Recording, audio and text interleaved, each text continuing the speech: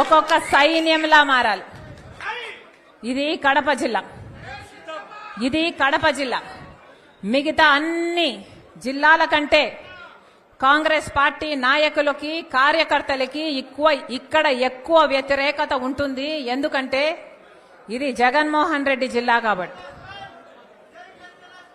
కానీ మనం గట్టిగా నిలబడి కాంగ్రెస్ పార్టీ కోసం పని చేయాలి. మనకేమి జగనన్నతో ద్వేషం లేదు. చెప్తున్నా, ఇక్కడ కడప జిల్లాలో నిలబడి చెప్తున్నా, ఇది నా పుట్టినిల్లు. పక్కన జమ్మలమడుగులో ఏ హాస్పిటల్లో అయితే రాజశేఖర రెడ్డి గారు పుట్టారో, ఏ హాస్పిటల్లో అయితే జగనన్న పుట్టాడో, అదే హాస్పిటల్లో నేను కూడా పుట్టా. ఇది నా పుట్టినిల్లు. ఇది నా పుట్టినిల్లు. జగనన్నతో నాకేమీ ద్వేషం లేదు. ఆయనది కూడా నా రక్తమే. కానీ జగనన్న ముఖ్యమంత్రి అయిన తర్వాత మనిషి మారిపోయాడు. జగనన్న ముఖ్యమంత్రి అయినాక పాత జగనన్న కాదు. ఈ జగనన్న నాకు తెలియదు.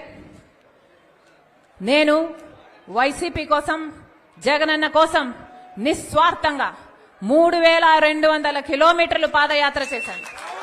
నా ఇంటిని పక్కన పెట్టి, నా బిడ్డలను పక్కన పెట్టి, నా సర్వస్వాన్ని వదులుకొని ఎండనక వాననక రోడ్ల మీదనే బతుకుతూ నెలల తరబడి 3200 కిలోమీటర్లు నిస్వార్థంగా, ఏ పదవి కాంక్ష లేకుండా నిస్వార్థంగా వైసీపీ నిలబడాలి అని, ఆ రోజు ఆ పార్టీకి ఇంకా ఉనికే లేకుండా పోతుందేమో అని భయపడుతుంటే, ఆ పార్టీ ఆ భారాన్నంతా నా భుజాన వేసుకొని ఒక్క మహిళ 3200 కిలోమీటర్లు పాదయాత్ర చేశారు.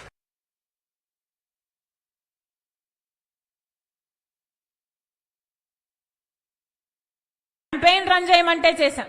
ఎక్కడ ఏ అవసరం ఉన్నా, ఏ పదవిని కాంక్షించకుండా, నాకిది కావాలి, నాకిది చెయ్యి అని అడగకుండా, ఒక సామాన్య కార్యకర్తకైనా పర్వాలేదులే అనుకొని ఆ రోజు అంత త్యాగం చేస్తే, ఈరోజు అదే వైసీపీ పార్టీకి అవేవి గుర్తులేదు.